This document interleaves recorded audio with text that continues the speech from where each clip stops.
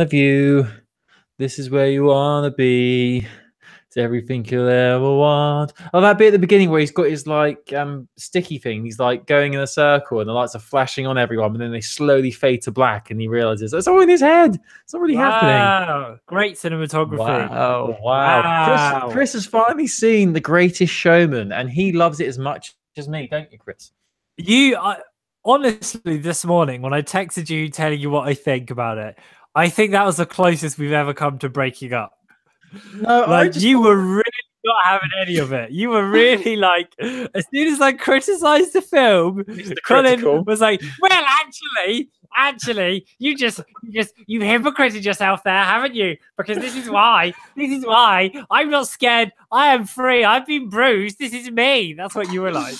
We are warriors after all. Well, All no, I I was said just was like, making the oh, I point don't really that like the film. And you were like, meh, meh, meh, meh, meh, meh, meh, meh, meh. it's all Barnum Hokum, Chris. That's all. That's all it is. Quite. That's just because you were like saying like the songs were the best bit, but the film itself wasn't great. But the film is like centered around the songs. So if you like the songs, and you like the film. That's No, essentially the because I fact I was like the trying to songs, but make. I don't like the film. It's perfectly possible to do that because that's me. Whoa! It's perfectly possible to be in that situation because this is me, ironically. I think like if you'd seen it before all the huge hype back when it first came out in the cinema, I don't know. I can't help but I don't know. Maybe I don't. I can't help but think like the review since of because there's been a lot of negative critical reviews of it, as we know, and it's sort of like been it's made so much money because of word of mouth and because the paying audience loved it and really fell in love with it. And I think when I went and saw it, I saw it like a day after it came out, back on New Year's Eve. I think I saw it before any of the critical reviews or anything, and just we got swept up in the magic of the Barnum Hokum. I don't know whether if you'd seen it earlier, maybe you'd thought differently. I don't know, but I'm glad you like the songs. It does I'm feel happy with that. very. I can see why it would do well at Christmas time as well. Like it feels quite festive. It broke the records, didn't it? Because it's one of the only films where it debuted in the box office top 10 at like number 6 or something. And then it was there 2 weeks. And then it pushed its way up to number 1 in its 4th week, which is like unheard of for films. Normally, once they're out, they peak and then they go down. So that shows how word of mouth and everything really favored it.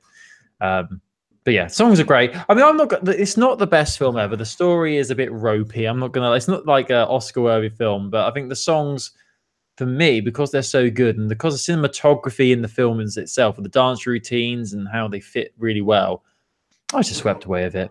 I just loved it. And normally, I'm pretty on point with critical reviews. I normally follow the consensus, but completely disagree with everything with Greatest Showman. It's just a fun time. And yes, we can say how P.T. Barnum was a bit of a dick. But it's all fine because he learned the valuable lesson at the end. If you ride an elephant, everything will be fine. Well, what better time to tell you this is episode 217 of Heroes of Handheld, a weekly handheld gaming podcast dedicated to all things handheld gaming, including Nintendo Switch, PlayStation Vita, PlayStation Portable, iOS, Android, Nintendo 3DS, and not The Greatest Showman anymore. That's it. That's Greatest Showman chat done. Colin. Yes. I want to know if you're busy. I want to know if you're doing anything tonight, and I want to know what you've been playing on your Switch this week. Now, I have to say that the whole, buying a Switch, it's been. I've not really played that much on it since I purchased it about 5 months ago. I'm not going to lie. It's not been gathering dust as such, but it's been picked up every now and then. But there's not really been that game that's got me really into it. I knew what games were going to get me, hooked on it. And I have to say, over the past week, the money I put down on a Switch, sort of spur of the moment sort of thing, is justified completely by my last week of gaming experiences. So this past week, I've been playing Splatoon 2 and also Skyrim. Thank you for Chris for sending that one over to me. And I've just been having such a fantastic time with the Nintendo Switch. And it's really, I knew anyway, it highlighted to me why it's one of the best game devices out there at the moment. Like the ability to go from TV gaming to portable gaming for huge titles like those two. It's just fantastic. And it's what a world we live in where we can do that, where I can like sit on the sofa playing a big game. Then once I'm bored of playing on TV, I can take it on the go, sit on the crapper, go to bed, play it in bed. What a time to be alive. So can I say Splatoon 2 is so much fun. I didn't think I'd really get it, but I was really loving that. I played that solidly for about 3 days until another game came into my life. It's actually a lot of fun. I went straight into it and played online with the Turf War. It was a Splatfest between two characters from Ninja Turtles. I had to choose a side, Donnie or something. And I went straight in, and it was just a lot of fun. And though obviously you could tell there's players who've been doing it for a while and they had like different paint roller things and stuff like that, I didn't feel like they were completely overpowered and that I had no chance of winning the game. Like a lot of the games were quite close, to be fair, and it was just a nice, fun experience. And the games were nice and short as well online, which was a positive. So you end up playing so many games one after the other. I mean, it's a bit confusing. I've not played the first Splatoon, so I know there's a story element to it, which I had no idea what they were talking about on the big TV screen. A very loose story element, though. Like it's very and I would argue that this story in inverted commas is only really relevant if you're doing single player, because the TV screen, all they do every time you turn it on is tell you which maps are in rotation. Yeah, which it threw me a little bit to start with. It wasn't too sure what they were saying, but I like the whole hub world sort of thing where you're put in like this city, and depending where you go is what you do. So if you go to the left, you can buy gear. If you go to just further on, you can get clothing. You go straight on, you play matches. Go left, you play that salmon run or whatever it's called. I like that whole thing. It's a bit, I think it's a bit confusing to start with for someone who wasn't familiar with that whole world. But really digging it, really liking those games. I said I like how they were short. I liked how colourful they were. They were fun and very addictive. So if you got splatted, you want to get straight back out there and keep going. Very competitive. A good spin on the first-person shooter, not first, but it's third-person shooter genre, which I really liked. And I really like it's really, really fun. I'm looking forward to playing the. Are there many other game modes? No, there's that salmon run. Yeah, so there's if you've not played Splatoon before, the basic mode is that it's 4 versus 4, and your guns, you can shoot at other people, but more importantly, you shoot paint on the ground, and the team with the most paint on the ground at the end of the match, 2.5 minutes, wins. So there are other modes. Turf War is the basic one, but there is also there's a mode which is kind of like capture the flag. There's a mode which is kind of like payload. And there's also Salmon Run, which is like a cooperative wave defense, which is where I've like put the most hours into Splatoon. I think I'm on 70, 80 hours. And most of that is in Salmon Run, because Salmon Run is cooperative wave defense and it's just ridiculously addictive. It's such good fun. And I was playing a lot of that over the weekend. What was weird was as soon as you said, "Oh, Splatoon's pretty good," I was like, "Oh yes, Splatoon is pretty good, isn't it?" And then I came straight back on and I was like, "Oh yeah, this is actually really good." So yeah, it's it is a little bit overwhelming, but what I think is really good about Splatoon is you could play 100 games and never get involved in any of the meta, any of the side stuff, because there's like equipment you can upgrade and different guns you can unlock, but actually, like, you stand a fairly good chance just going in with like the standard gear. It's quite a good leveler. It's not like Call of Duty where only players with the silenced AK-47 red dot sight will win or something. So I never thought like all the other players were completely overpowered compared to me. I mean, I started in level 1 and I'm playing against people like level 60, level 70, and it felt like there was games where we got completely trounced by other teams and we got completely covered in paint, but I never felt like the whole time I was completely out of my depth sort of thing. It's very it was an easy transitional period. Obviously I had the first game to get used to it, but then after that I felt right at home, and I played quite a lot of games back to back, to be honest with you. So I will get back into playing that at some point, but it's a great game. You were completely right about it, and I wish I played it soon. I've had the cartridge for it for ages, but I've just not got around to playing it. And in fact, the reason why I even started playing it is because I went to I turned on my Switch to put in Skyrim, and then I realized Splatoon 2 was still in there. I was like, oh, let's play this then. And I ended up playing that for a couple of days. But then Right, the meat and bones of this, the meat and veg of this, Chris. You sent me Skyrim. Now, Skyrim was one of the reasons why I wanted a Nintendo Switch. I've never played Skyrim before. I've wanted to for years. I think it must be about 6 years since that game came out. And I still remember when it was first out and everyone was talking about it and the reviews were great and there was all the memes of Rust Roll Da and I took an arrow to the knee and all that crap.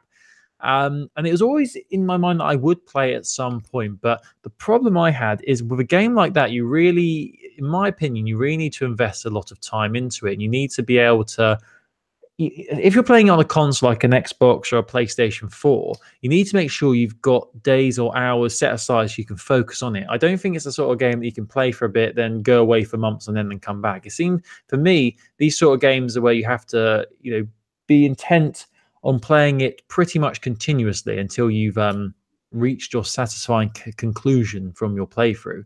And that's why I didn't want it on my Xbox One or my Xbox 360 beforehand, because I knew I just didn't have that much time to sit down in front of a TV and play it. But with Skyrim now on Nintendo Switch, obviously you got the ability to take it with you on the handheld mode. And oh boy, it's every bit as good as I thought it would be. I'm so into it. In fact, it almost made me late for work the other day because I was playing it in the morning. I play it before I go to bed. I play it when I wake up. I'm really into it, and it's just fantastic. And it's such a massive game, but it plays so. This has been discussed before. It plays so well on Nintendo Switch. There's no frame rate issues. There's no slowdown lag that I've seen. It's just plays so darn well, and it's just. It really does. I do forget sometimes when I'm playing that. This is a massive game. When it came out, like it was huge. This open world exploration game. So much detail, so many side quests, so many missions, so many characters. And the fact you can play it on a small screen on Nintendo Switch without any issues or frame rate drops or anything like that is just a miracle, to be honest. And it's just fantastic. I'm an Imperial in this playthrough. I did stress for quite a while deciding what character to be. I was tempted to be the Kurachits. I think that's how you pronounce it. The cats.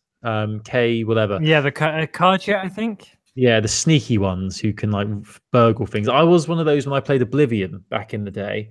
But I thought I'd try something different. So the Imperials sounded pretty good. I think they were a good mix of magic and fighting and things like that. So I thought it was a good balanced one. And when I compare this to Mass Effect Andromeda with an open world game, a role-playing game like that, Andromeda, I felt instantly overwhelmed by all the missions I had to do. I felt, oh god, what do I do? Oh no, there's so much to do. I don't know where I'm going. With Skyrim, there's the same thing where as I walk through and I speak to characters, more missions are building up and building up. But rather than feel overwhelmed, I feel excited that there's so much to explore. And I can't wait to like explore more of the world. Like the initial story is fine with the whole dragons or whatever. But so far, I've only done like one of those missions. And I've signed up to I think it's the companions I've signed up to. I'm now currently, I think I'm going to find the Magic Guild. I'm climbing up mountains.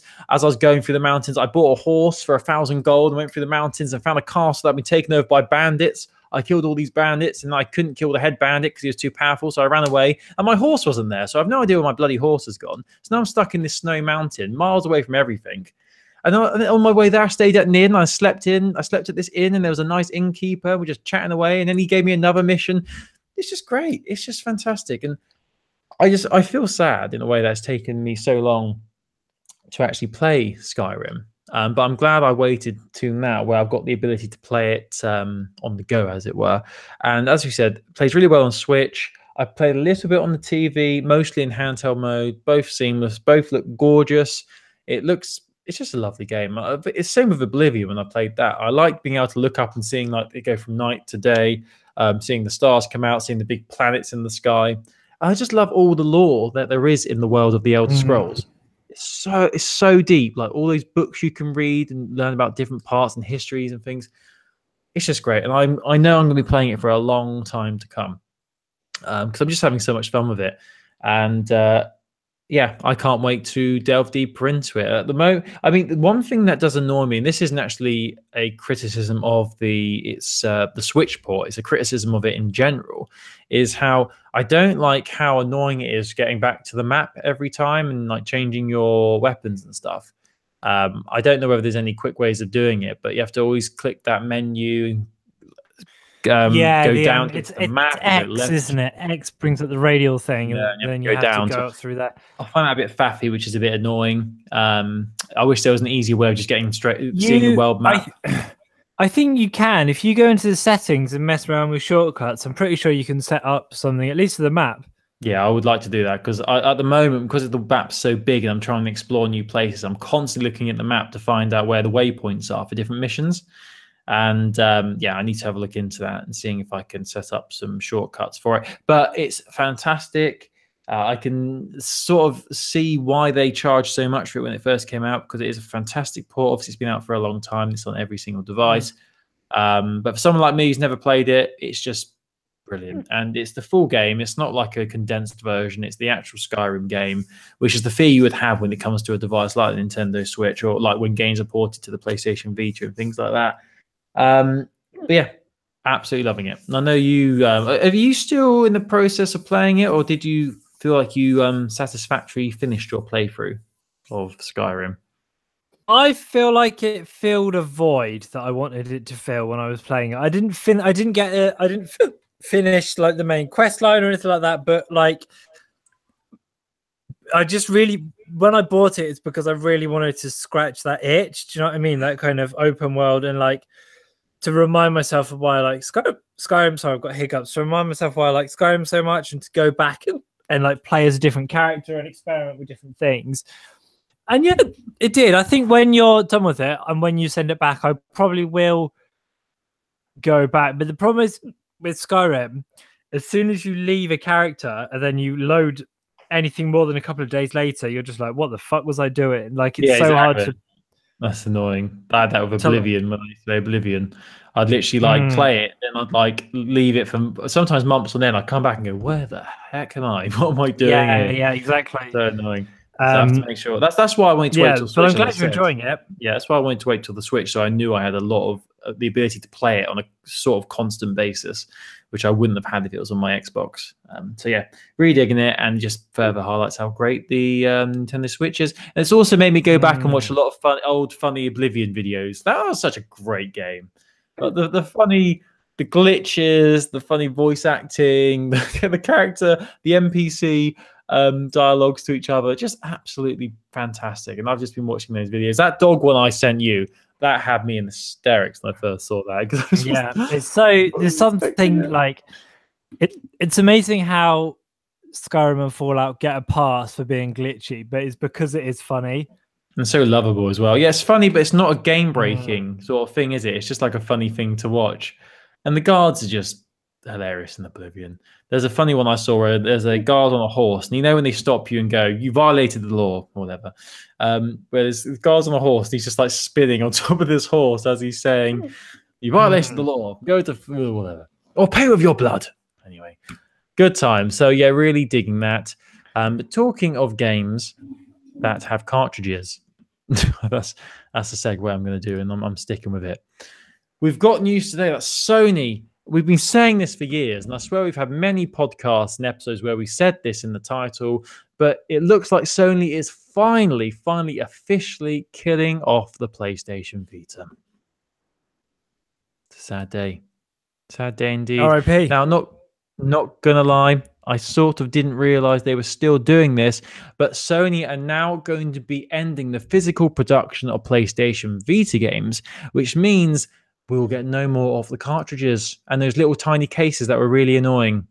You know, those cases were quite cute. I mean, the Nintendo Switch cases are a lot bigger and beefier, but the Vita ones were pretty pathetic, really. They were tiny little handheld cases, and you open it up, there's like this tiny little cartridge in there. So that's sad. So yeah, Sony have said, or a message had been intercepted, has been obtained by Kotaku, this, that they are no longer going to be making game cards for the PlayStation Vita, and this will cover the American and European branches. It doesn't actually say on there whether this covers the Asian and Japanese market, but I assume they'd all be linked, you'd think. But this is just clarification from the American and European one, that from 2019, I think it's February 2019, there's not going to be any more cartridges. So if any game developers or ever want to make orders for actual physical game cartridges, they have to do it by the beginning of 2019. Otherwise, Not going to happen.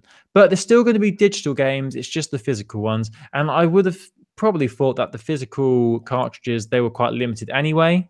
Now you don't really see many of those about unless you go to CEX or somewhere like that and get a second-hand one. Yeah, there wouldn't be many games getting new physical releases. I wouldn't. I mean, there'll be some, and given that our audience are very, very passionate about Vita, there'll be titles that they're like, "How can you forget this?" Which is, fair enough. But it's like, yeah, probably not as thriving. But it's just like, there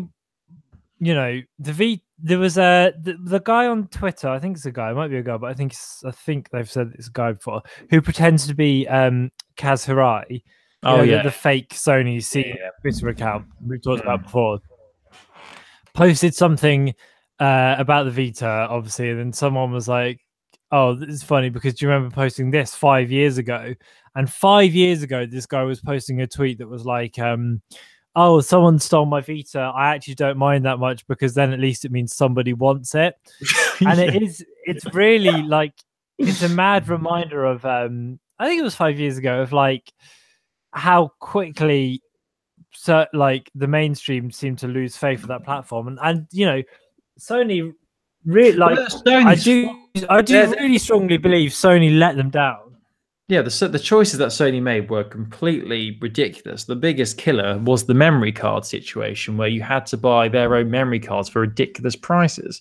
And the fact they were so stubborn on that, and they never, not once did they really reduce the price of those. Even till the end of time, they're still going to be like top price, ridiculously priced. I mean, they did the thing with the charging unit as well, where it'd only work on the Vita and nothing else. There was a lot of strange decisions with the PlayStation Vita, which ultimately led to its downfall. But I mean, most of the blame with the failure of the Vita does come down to Sony, unfortunately. They had the hardware and they had the technology to make it something great. But then the first sign of difficulties with mobile gaming and the 3DS doing well, and they just jumped ship and moved on to the next thing. It's just I think it's difficult because when the Vita came out, it was like, it felt kind of like a different Sony to the Sony now that are doing so well with PlayStation 4 and PS4 support. Yeah, but it is, it's a shame. Like, it was sad reading this story as well, because like, there's been lots of kind of nails in the coffin, and I'm sure in a couple of months' time there'll be something else that makes me and you run a headline of Sony has killed the Vita off. But this does feel really huge, doesn't it? And it's like, obviously it was always going to happen at some point. It's just a shame that it's like kind of gone out with a whimper rather than with a bang. And the fact we haven't had, like, I couldn't tell you the last great PlayStation Vita exclusive. Yeah, tricky. Killzone Mercenary is probably the great one. Yeah, that was a great game. That was a technical marvel for that platform and really showcased what it could do. But who can forget Frobisher Says and Farm Simulator? They were also two fantastic games. But quickly, one last bit of Vita news. This is hot on the tail of the sad news about no more physical releases. And it's really quite ironic because we mentioned this game last week when you were recommending games for me to buy. Stardew Valley is getting a PlayStation Vita port, and it's coming out on the 22nd of May. So in a week's time, actually, it's a week yesterday, Stardew Valley will be available. It's going to be cross-buy between PS4 and Vita. If you get the PS4 version, you get the Vita version, which is usually how these things work. So this has been in the pipeline for quite a while, and it's sort of game that you'd expect to be on PlayStation Vita. I'm surprised it wasn't already there. I'm sure people will be excited for this, but it's one of those games that's been out for so long on so many other platforms.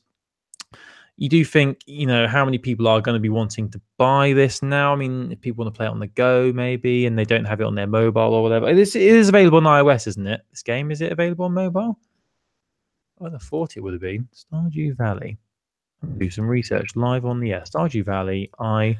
I don't know, actually. I'm not sure. Maybe there isn't. No, it doesn't look like there is. There you go. Anyway, so it's on Nintendo Switch though. So yeah, why people want it on Vita, I don't know. But it's good that games are still coming, even though it's going to be digital only. So Stardew Valley, very popular game, farming simulator, which has been recommended to me quite a lot. You can now play it on Vita. There you go. That's some good news. Filled in just in front of the sad news. So that is your Vita news done for this week. Chris, there's so much we need to talk about. Should we very, very quickly mention HQ Trivia upping its UK payout? Yeah, Why is this? What's the news on this? I really think we need to rattle through some of this news because there's a lot, and it's like a lot of little things. HQ Trivia UK, they played their first game today, which has the new jackpot. So they announced they were going to change the size of the jackpot. The UK jackpot on HQ Trivia now is £1,000 per game, whereas it was 550. There's also been some other HQ updates this week with the new social update, which has came out. I don't know if you've played a social game, Colin, but apparently I only played the one. But apparently every Friday you'll be able to see what answers your friends are putting if you've got them added on the sidebar. So they're not going to. This is according to Twitter. Different people talking about it. I think because I played a game where they had it turned on, and then I haven't seen it turned on since, and I hadn't. But maybe that's what it is. So it's just you can see the answers from other people. That's all you can do. You can see the answers from your friends. So if you're not sure, you might be like, "Oh, Colin knows a lot about broccoli. I'll go with his answer or whatever." So yeah, that's a big update for them. And fair play, £1,000 a game as well. They had the first 200 that weekend, which was exciting. So yeah, HQ Trivia continues to go strength to strength, and it's like it's amazing how huge that app is and how huge it continues to be.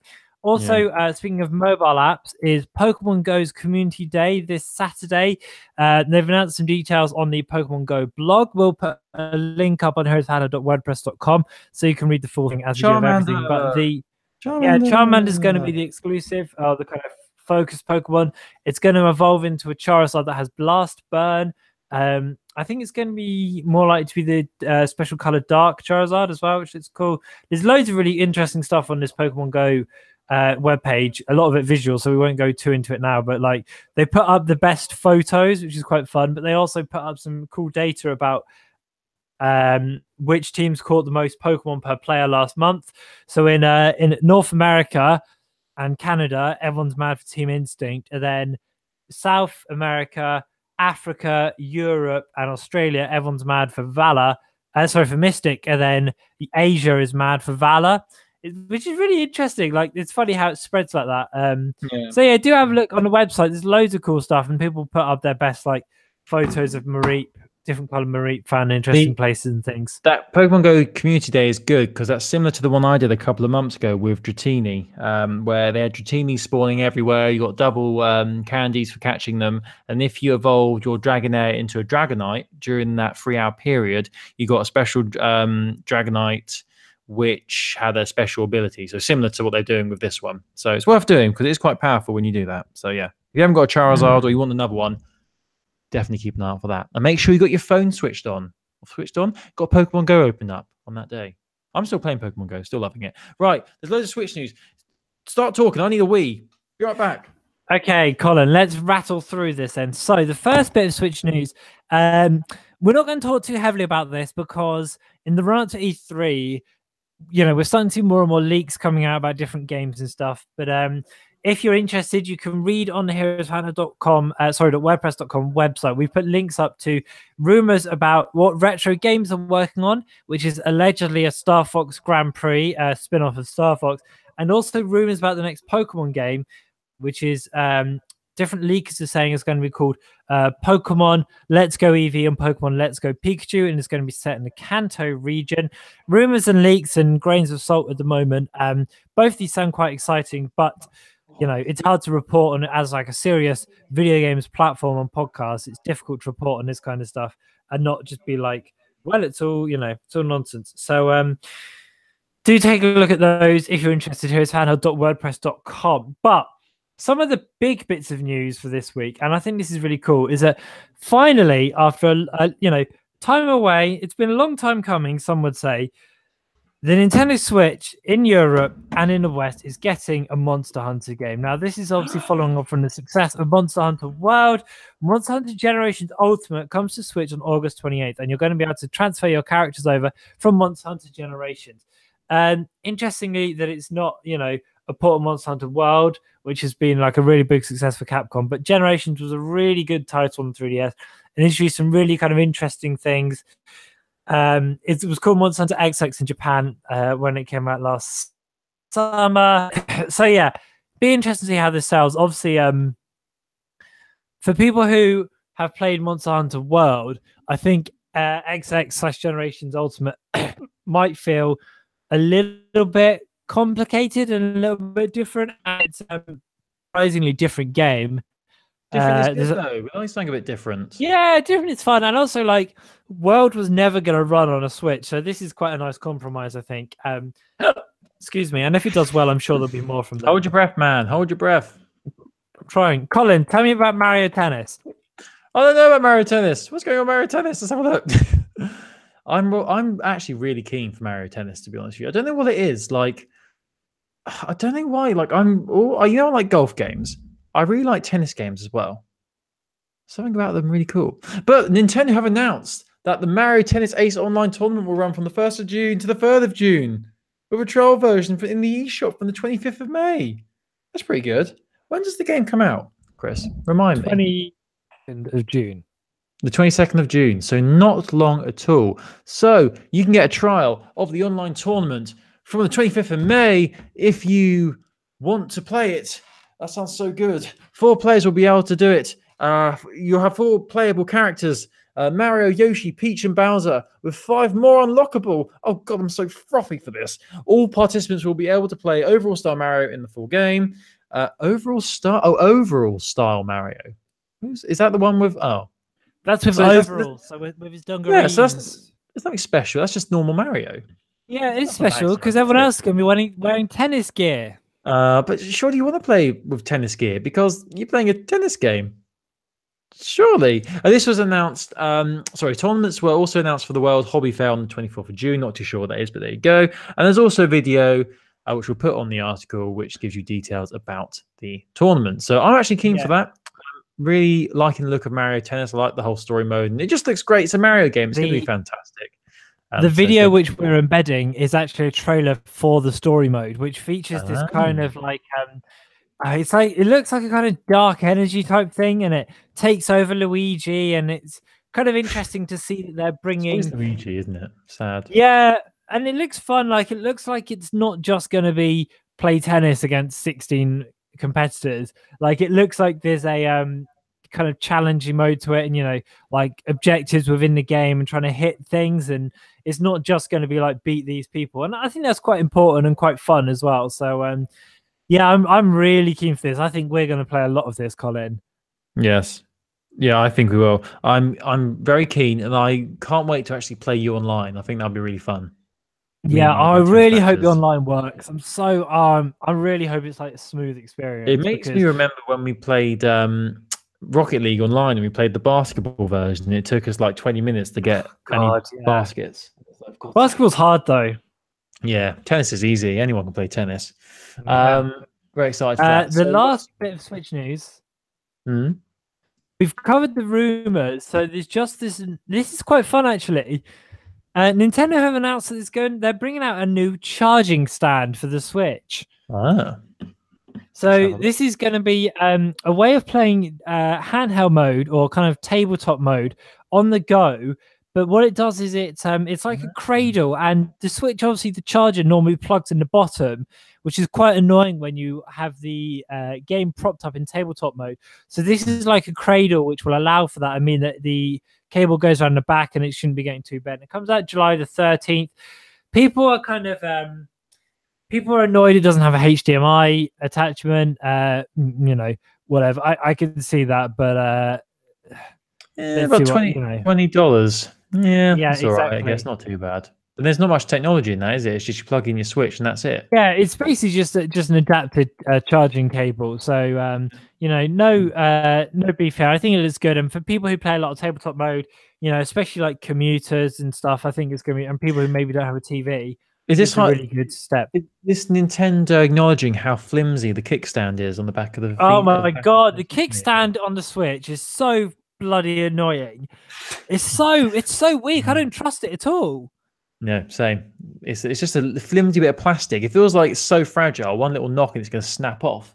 And people have snapped theirs. Like there was a big thing when the Switch first came out, of, like people putting their case away and like people putting their Switch in the case or in the dock and just like snapping it because they didn't realize they had the stand open. Yeah, I'm not surprised. I mean, I've not actually used the kickstand once, to be honest with you. I've either used it with just the normal handheld mode, holding the two Joy-Cons on the side, or on the TV. So, but yeah, I mean, this stand looks really interesting. I think that's something I might look into getting, because I like the way the fact it charges it as well. That's a nice little plus there. So yeah, that's cool. $20, probably about 15 quid then, I or £20. Probably 20 similar. with bloody Brexit.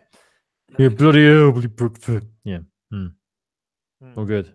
Is there any other news? I think that's it, actually. We kind of rattled through, but we should probably do a little thing called group chat. Now, if you've not heard before, we what we like on Heroes of Handheld is getting you all listening. Yeah, you driving the car right now. I want you to be involved. So what we do is a weekly feature called Group Chat. We ask you a question on Twitter and we kind of mine your responses for gold. And we wanted to know what people thought of franchises that were going to outlive them, like franchises in video games that will still be playing in 100 years' time. An interesting point from Phil, who says that he thinks pretty much every franchise is going to outlive him. And in 100 years' time, we're going to live in an endless intellectual property cycle where old characters get resurrected for nostalgia, which I sort of understand. But I would say as well that if a character doesn't get resurrected after 30, what do you reckon, 30 years, it's probably dead for good. Like there's things from the 80s now that we're not ever going to see again. Like Starsky and Hutch. Do you think there's any video game franchises that are going to outlive you? Well, I think that one franchise that will outlive us is Harry Potter. Now, stick with me because this. I know it's a book and it's a film franchise, but I think popular video game. Yes, I think there will be games from the world of Harry Potter for years to come. Obviously, with the films that keep coming out and the Fantastic Beasts and stuff like that, I think we're going to have something similar to Lord of the Rings. When Peter Jackson did those films back in the early 2000s, and obviously with the Hobbit films after that. I mean, Lord of the Rings was written, was it the early 1900s, wasn't it? 20s, 30s? Yeah, it's like I think a little later. I think like early 40s maybe. And since then, obviously, there's been Lord of the Rings games that have been released that have been quite well, received as well. So I feel Harry Potter is going to be the same thing. The franchise will live on, and with that there'll be video games, whether they be games that time with films or games that are offshoots of the films and stuff, a bit like the Harry Potter Hogwarts Mystery, which I'm still playing, by the way. I'm still really into. I think Harry Potter is a good one because it's with Harry Potter that it seems the further we get away from when the books came out, the more popular it gets. It really does amaze me how popular Harry Potter still is. There's so many bits of merchandise that all the shops are doing. Obviously, Fantastic Beasts. There's obviously Universal Studios have the massive Harry Potter worlds. There's the tour in Watford. It just, to me at the moment, it feels like, and obviously the Cursed Child as well, the play in London, and going to be on Broadway soon as well. I feel like that's a franchise that won't. It's not going to die. It's going to keep going for our lifetime and going to surpass our lives. And with that will be video games that will keep being churned out.